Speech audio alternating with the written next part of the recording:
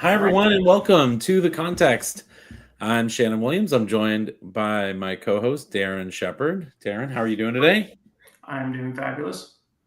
We are just getting our slides up because when Connie dropped off, they all disappeared. But we have an awesome show today. We're going to be diving into a couple interesting MCP-related topics, and we're joined by Max and Eito. Eito, you said you're here in San Francisco this week, right? Is that what you said? Yeah, but I'm usually based in London because that's where I grew up. Oh, fantastic. And Max, where are you joining us from? So I'm usually based in San Francisco, but this week I'm in Montreal for IETF. IETF. What is IETF? I don't know. The Internet Engineering Task Force. Oh, yeah. Why? So IETF is the group that standardizes protocols like OAuth. Oh, I didn't know. OAuth has quite a bit to do with MCP, so it's got my interest. Okay, I didn't know they're actually like the standards body or whatever behind it. I wasn't aware of that, so makes a lot of sense. Okay. All right, well, let's get started, and hopefully we'll have a lot of fun conversations today. So for everyone who hasn't had a chance to take a look, we've uploaded all the videos from London.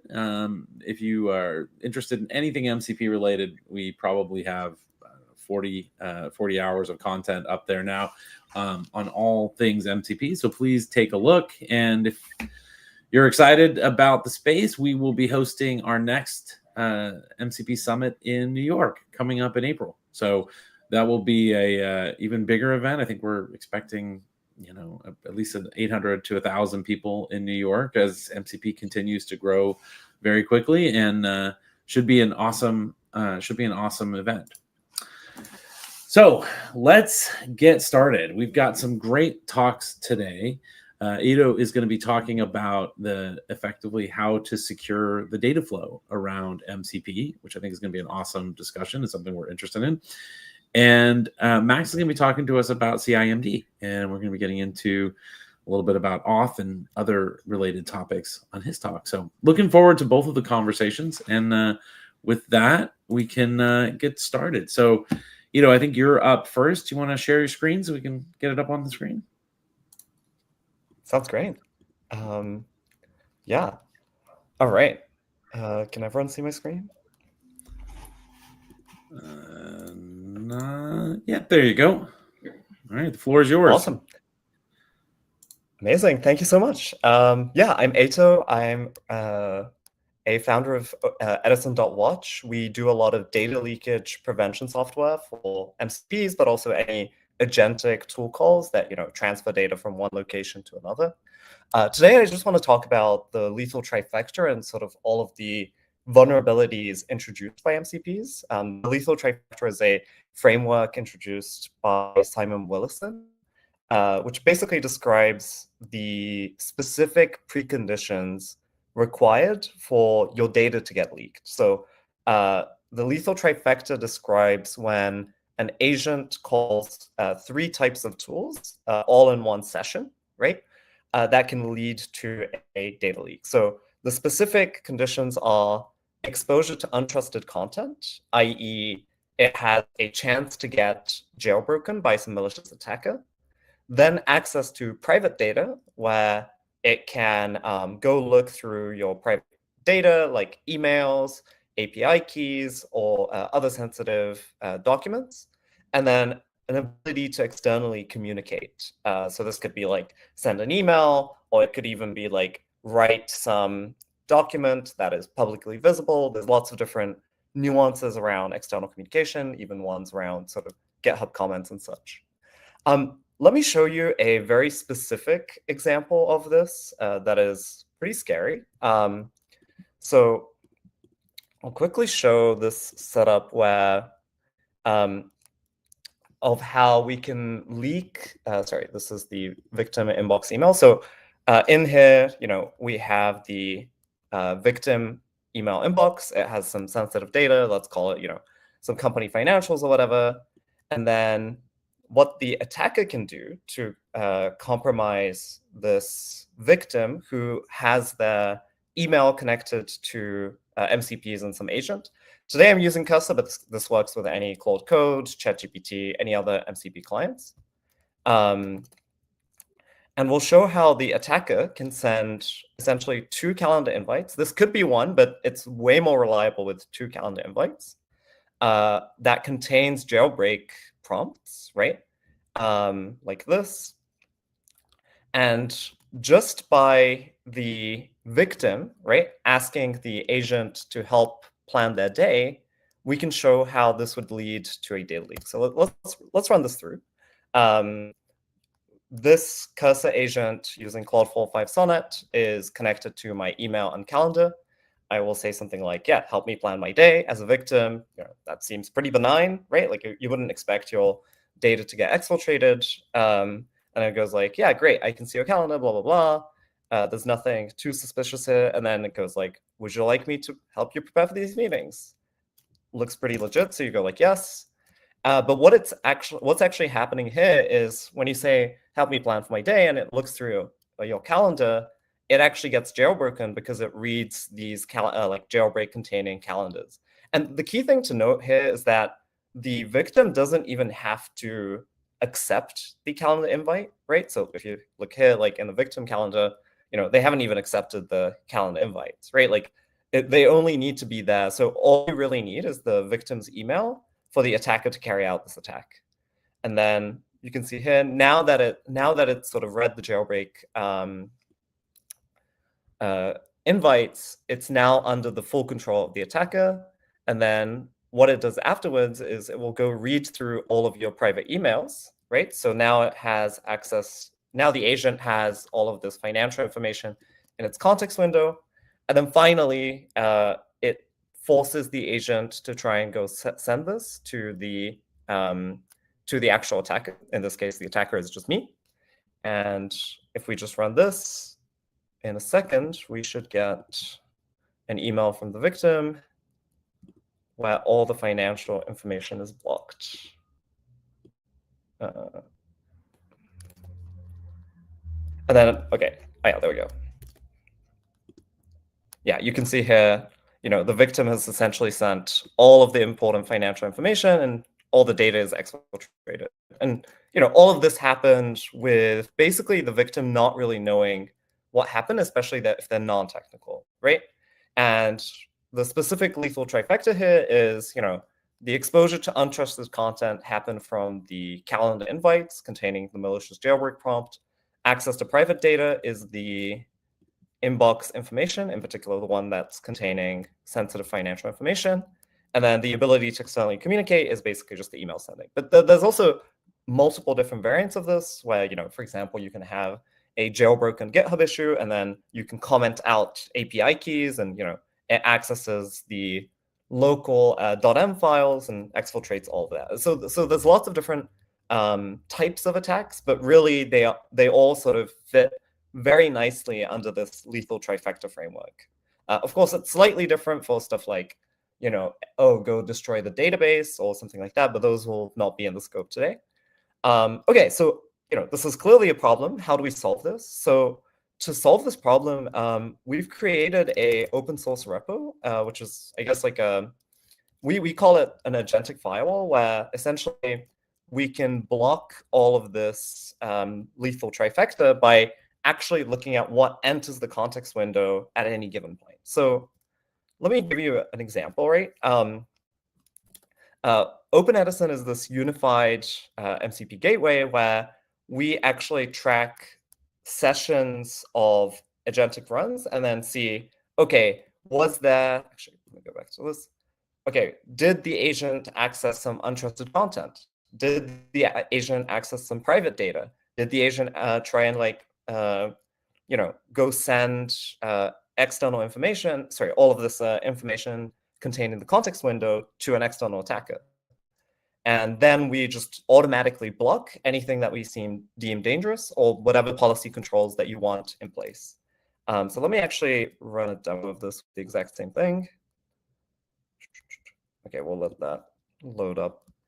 But yeah, and then there's also a different variant of this where, this lethal trifecta framework can also lead to breakdowns of traditional role-based access control. So one example might be, okay, you ask the agent to go write some monthly company update email or something. It will read through Slack. Then when it reads through Slack, your context window is like now filled with information that's internal to the company. But then when you get it to read a more private Slack channel, let's say with just the finance team, then now you actually infect the context window with some private knowledge that shouldn't be accessible to others. And this can break down RBACs because the agent doesn't really know what data should belong in what data buckets. So for all, depending on what happens, whether it's jailbroke or just by pure accident, all this data can get mixed up with different privilege escalations due to the agent sending the data across different buckets. I think now, oh yeah, there we go. So we can run the setup. And just with this very simple setup process, yes, we can actually secure our agent. Yeah, sorry. Oh, whoops, that is the wrong thing. Okay, so just with that setup, we should have, Open Edison loaded up. And now this is actually protecting all of the tools that we had earlier, all the calendar stuff. I've pre-configured sort of which tools are considered access to private data, untrusted data, and external communication. And then if we try again, then, okay,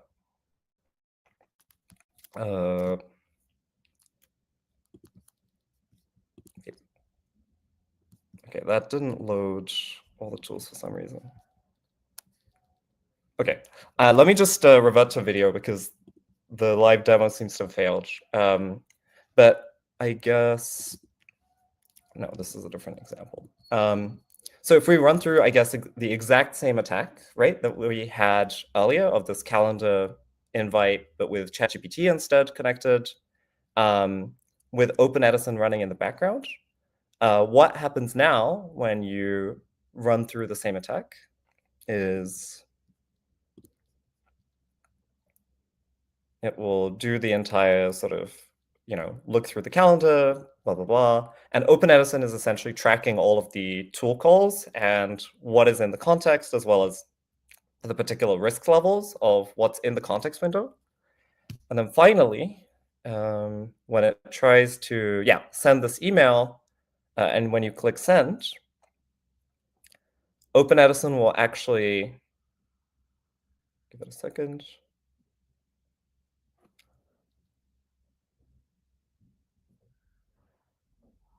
Yeah, Open Edison will essentially determine that you reached the lethal trifecta by, looking through untrusted content, private emails, and try to externally communicate, and it will actually completely block that transaction until the user gives manual approval. And, in terms of the value prop that this can bring, you actually can make a much more nuanced decision around agentic tool calls of what's dangerous and what's not dangerous, instead of needing to approve every single action with a human in the loop, because that can lead to exhaustion. And we only warn you about very suspicious or risky tool calls. But yeah, that's mostly it from my end. Thanks. I am, very interesting demo. So architecturally, I was a little bit confused about what you actually have here. So it's an open source project that runs locally that I install on my machine, that basically it works as like an MCP proxy or gateway or something between all of my MCPs and the clients. And then I add the Open Edison MCP to each of my different AI clients, and then it effectively proxies all the calls to the other MCP source. Am I picking it up architecturally? Is that effectively what's happening? It's a piece of software that sort of sits as a universal MCP and then and analyzes all the MCP calls that are happening.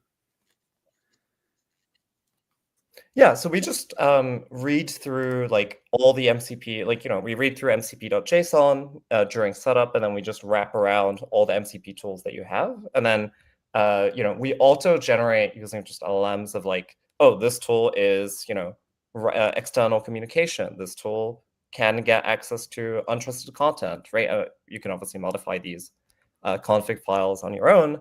And then, yeah, essentially, we're always looking at different agentic sessions that are happening using this like Open Edison as the proxy. And we block anything that is dangerous. And, we have a desktop app as well where you can get notifications of, hey, this is dangerous. Are you sure you want this to happen? Right. And you can kind of let agents go on YOLO mode by default without worrying about something catastrophically bad going on. Got it. And the software, it's a local piece of software that's open source that I install. And then when I add additional MCPs, like I want to add a new MCP, I go to the config of the Open Edison, and that's where I sort of add in a new MCP server. Is that kind of instead of adding it directly to, say, Claude Desktop, I would add it to the MCP JSON. That's exactly right. And we have a configuration where, you can always be constantly looking for like new MCP tools added, and then, we just auto add it to Open Edison. Got it. And the software, it is local software, so it's not a SaaS service. It is local software. Yeah, it's local. It's open for anyone to use. We can have a hosted version if there is a demand for it, but it's really like light deterministic software, and so it's honestly better off just running it locally. Do you bring your own LLM keys for the LLM element of it? Like, do I need to give you my my OpenAI keys or Claude keys, and then use the model inside there, or how's it using? You said use the model to do an analysis of the different MCPs as I add them over time. Yeah, so sorry, I should have mentioned that. Yeah, for the actual like auto config generation, that specific part is bring your own keys.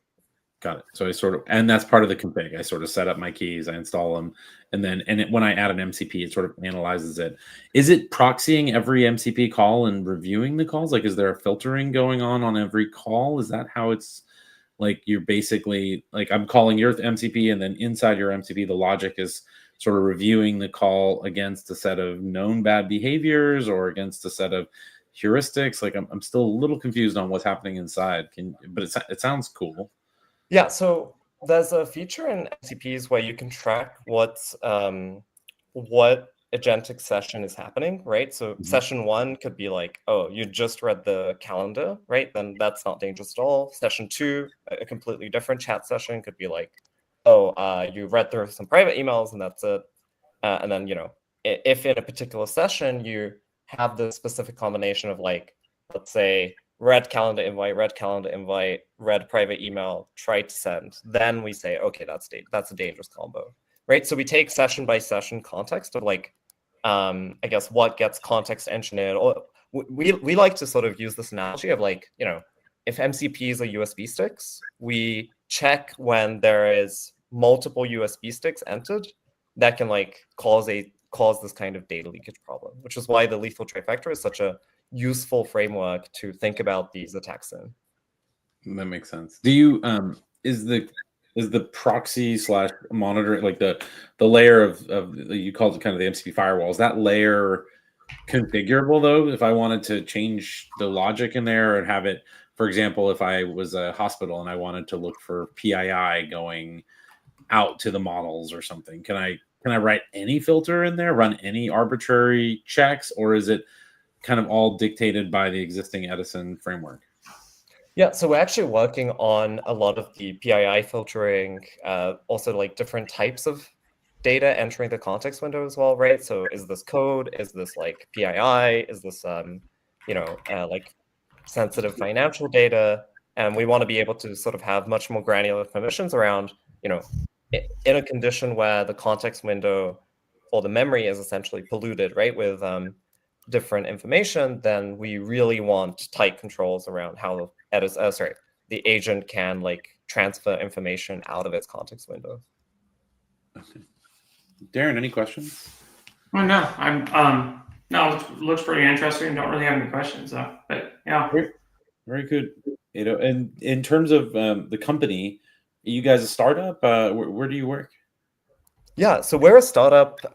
We're mostly actually focused around, this kind of breakdowns of RBAC and like preventing data exfiltration. So one of the use cases that we're working with is the particular enterprise. It's like a 20,000 headcount enterprise, and they're just really interested in, adopting all agentic AI to unlock productivity and, different, just like better context management, but without any of the potential risks of, data exfiltration, essentially.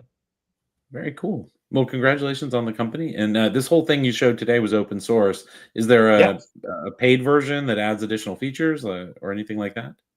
Yeah, so the paid version, the enterprise version essentially is just better, lots of different enterprise features like sort of firewall discovery or, integration into sort of single plane of panes like CrowdStrike monitors, or, a lot of the other like IDP integrations, right, with like Okta and SAML and what have you. But yeah, the actual sort of open source variant is what we use, honestly, in the production version. And that one is supposed to be for individuals who are, using MCP, since, quite a lot of the MCP usage right now is hobbyists. And so we just wanted an awesome repo that can protect individuals from data exfiltration risks. Very cool. All right. Well, thank you so much for joining us, man. It was great seeing the product. Yeah. Thank you. Take care. All right. Our next talk is from Max. Max, thanks so much for joining us. And we're excited to have you talk as well. Do you want to get your slides up? Yeah, let's do it.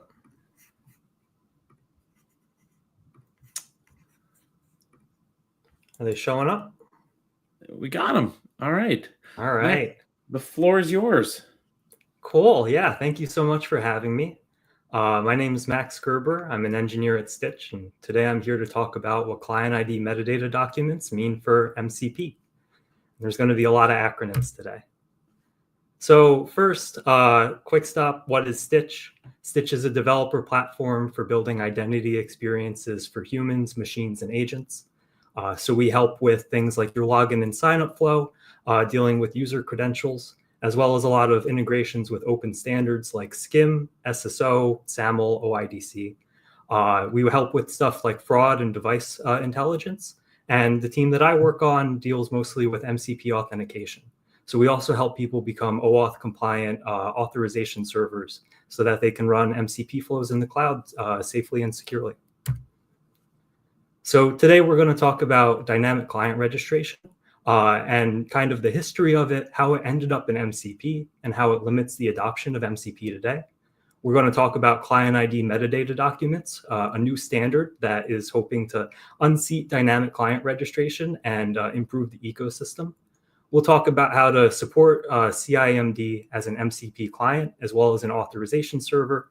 And then I'll give my hot takes about what's going to come next in the MCP ecosystem. So first, dynamic client registration. How did we get here? Let's do a quick OAuth terminology refresher. In an OAuth flow, an OAuth client is an application that wants to access a user's data, which is served by a resource server. The resource server is only going to give up that data if the OAuth client can present a valid access token. So the OAuth client needs to go to an authorization server, also called an identity provider. The identity provider is going to validate the end user's identity and is going to ask them, do you consent to share your data with this client? If the user consents, the authorization server issues an access token to the client, and then the client can read the user's data. My favorite example of OAuth in everyday life is logging into Netflix on your TV. Because you go to your TV, and your TV directs you to Netflix.com, and you say, yes, I want to watch Netflix from my TV. And then Netflix issues an access token to your TV, your client, and then you can go watch movies. But you don't ever share your password with your TV. Now, mapping this into the MCP ecosystem, resource servers are MCP servers, and OAuth clients are MCP clients.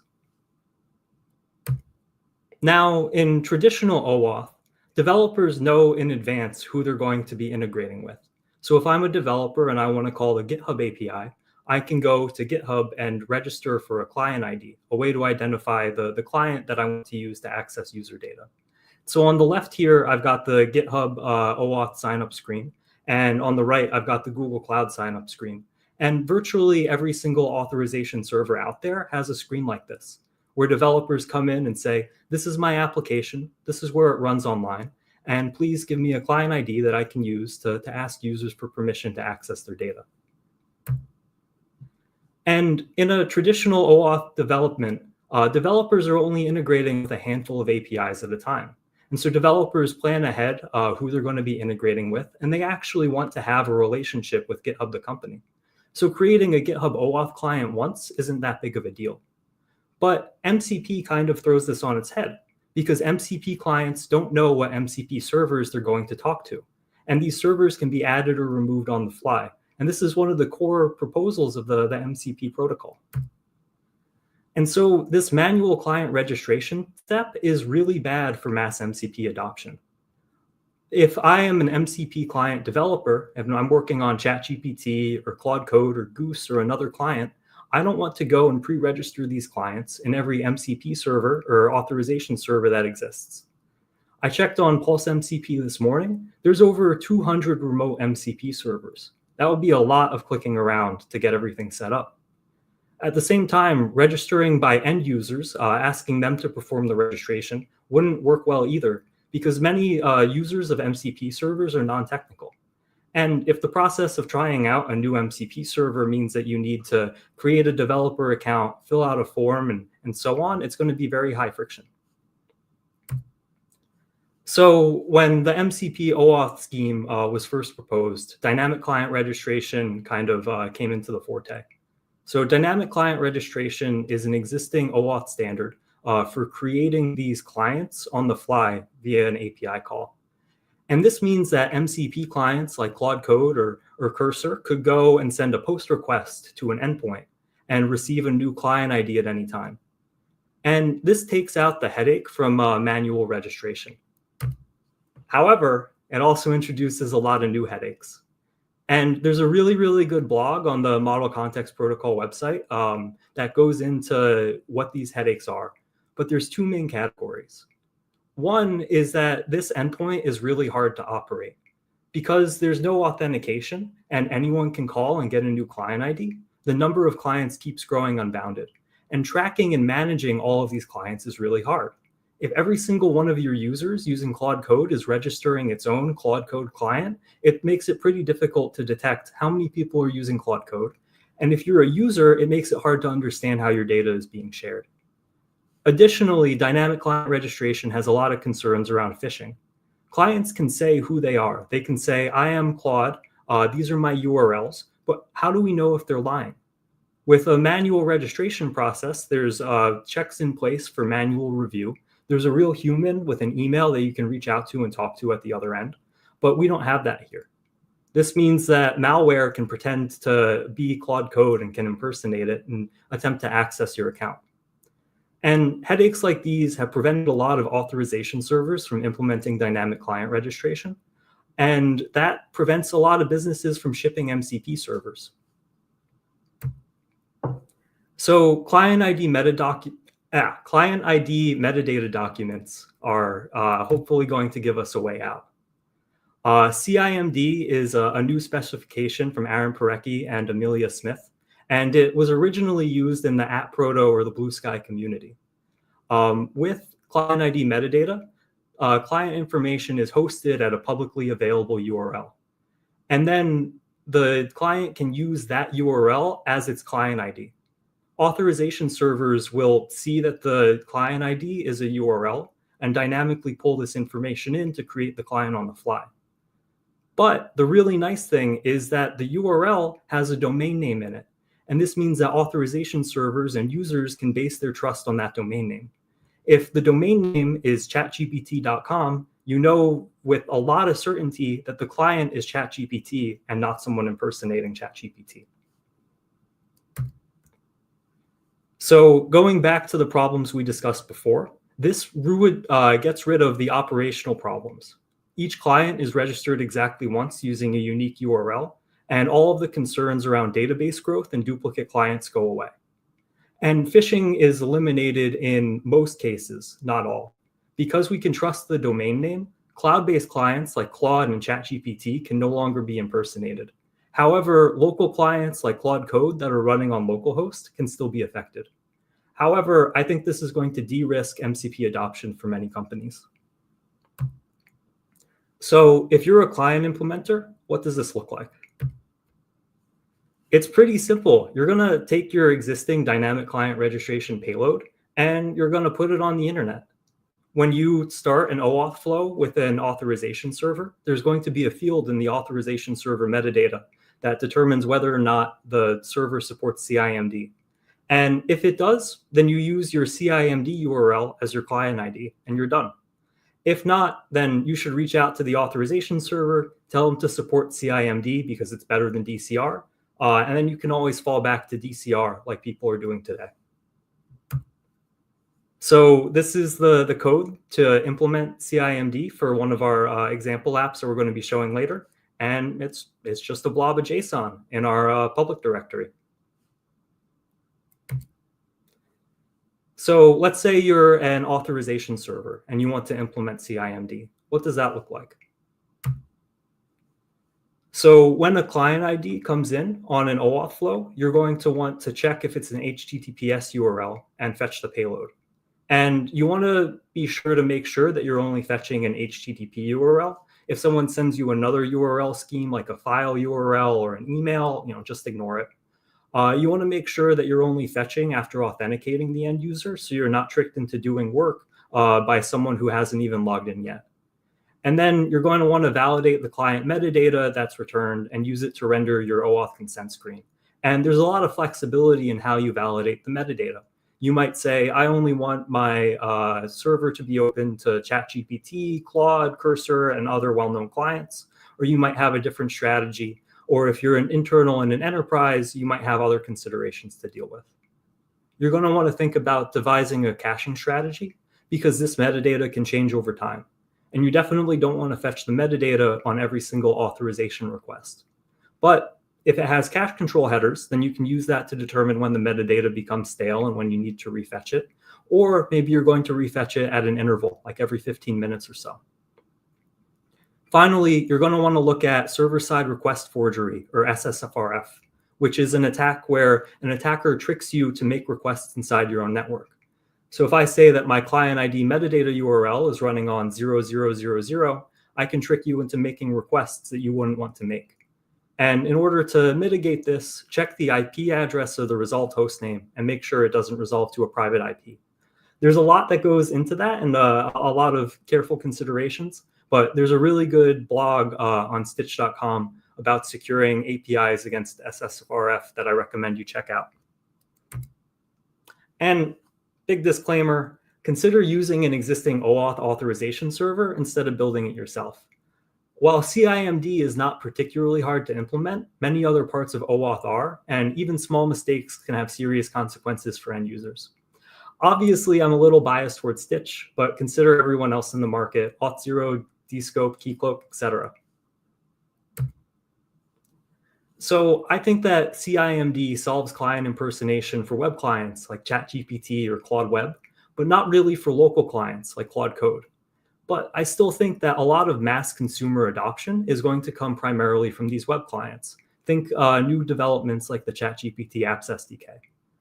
And we still need some more additional tools, which are coming, like software attestation, to enable local clients to prove who they are. And so in the short term, I think that local MCP clients are still going to remain with highly technical users and developer tools. So a couple of links. We've got the Model Context Protocol blog that goes into more details around client registration in the MCP ecosystem. We've got client.dev, which is a microsite that has a lot more information about CIMD. And of course, check out Stytch.com to learn more about Stytch. Now, let's see if we can do a demo.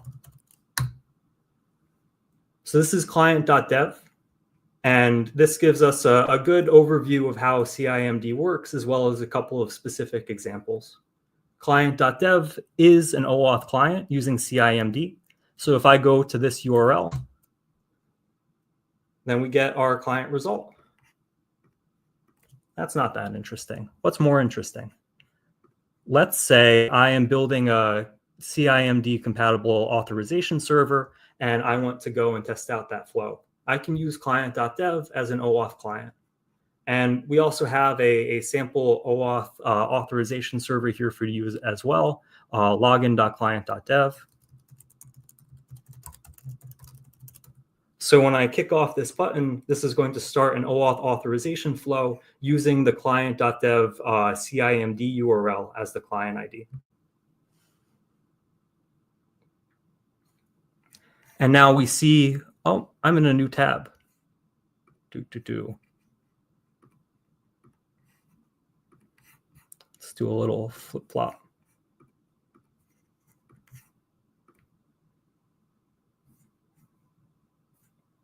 Can you see my tab? Yes, we can. All right. We're seeing consent flow. Is that what you want us to see? Yeah. Can you see the URL up here? No, it's hidden. Ah, well, you're going to have to trust me. The client ID in the URL is that JSON blob where we were looking at previously, the URL of that JSON blob. And so the authorization server in the background was able to pull in that information dynamically to register this consent screen. And now when I hit allow, information gets granted to the client and we get redirected back to where we started. So definitely check out client.dev. I think it has good resources for people who are both building OAuth clients using CIMD, as well as people who are building OAuth servers that want to support CIMD, or if you want to test an existing server today. The whole site is open source, so also feel free to contribute. We definitely would love to, have input from the community, improve wording on the site, add more security information, and so on. So, awesome. Max, thanks so much for sharing all this. It was really educational. Darren, any questions you want to dive in with?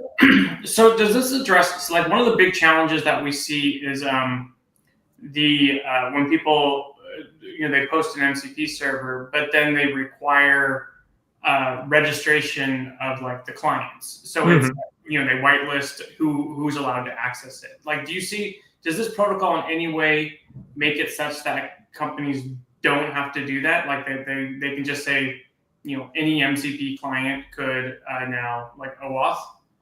Yeah, so there's 3 ways that people are doing client registration today. There's that manual process, the kind of classic way to do it. And that's where people kind of, tamp down on things. But even because like with DCR, like, so then it's still like because a couple, like there's quite a few we've ran into where it's like, well, you first have to go and say, this is my domain that you allow me to do dynamic client registration with. So that they will only trust certain clients. And then you're allowed to do it. So it's like, it doesn't require that, like, client ID and secret, like the old traditional OAuth, but they still lock it down because they're concerned, whatever security issues. Yeah. People are generally very concerned about DCR. Like, there are a lot of security and operational headaches with it. I think that client ID metadata is, again, still based on the domain, still based on the URL that you're sending over. And so people can still choose to make those decisions. But what I think we're going to see in the future is a registry of clients, the same way that we have a registry of servers. So there's a place where you can pull in, these are the lists of all of the MCP client URLs that I can expect. Let me see if the community trusts them.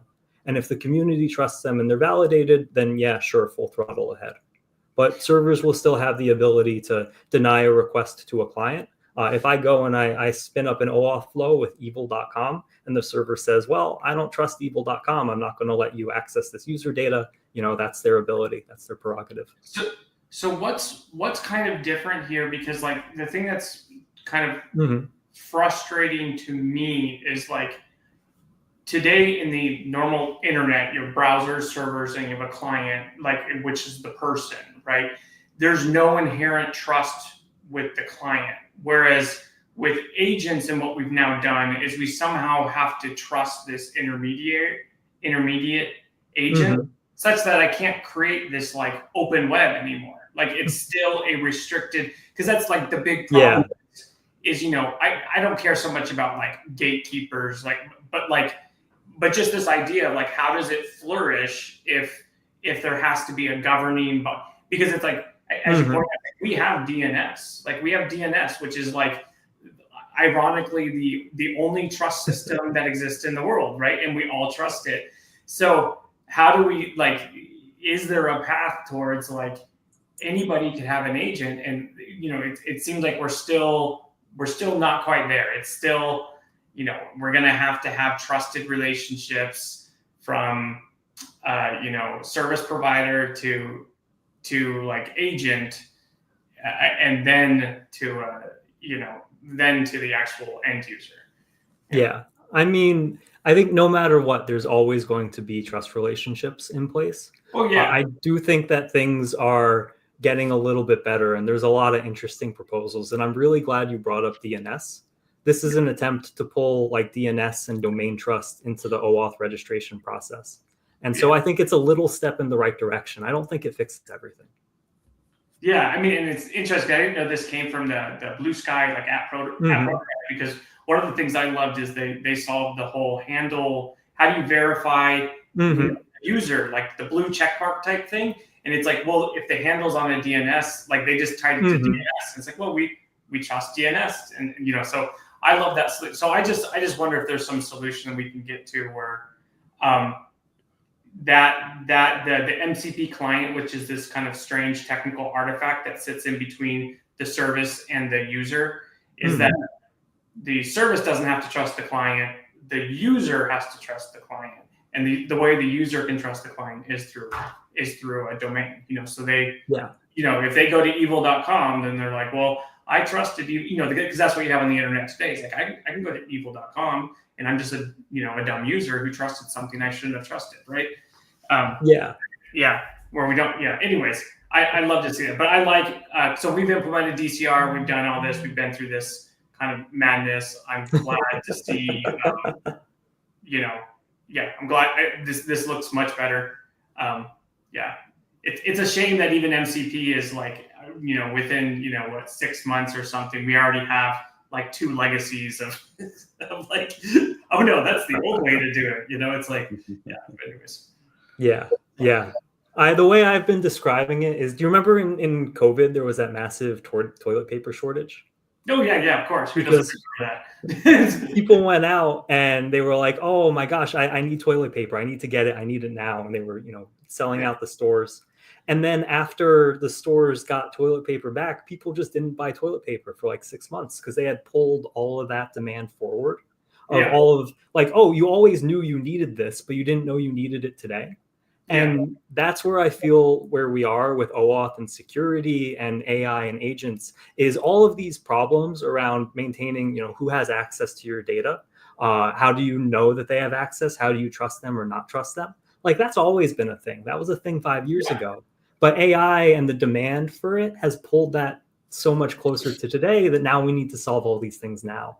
And it's just, it's like living in a pressure cooker. And I find it very fun. I'm sure other people have different opinions on it. Yeah, well, I've never seen OAuth move so fast. So it's something is different here to see, people. So I'm enjoying it, and it's amazing to me how we standardize JSON formats and URLs. It's like the complexity of a JSON format and a URL with arguments. But anyways, it's the complexity of convincing 7 billion people that this is what the URL should look like and this is what the JSON should look like.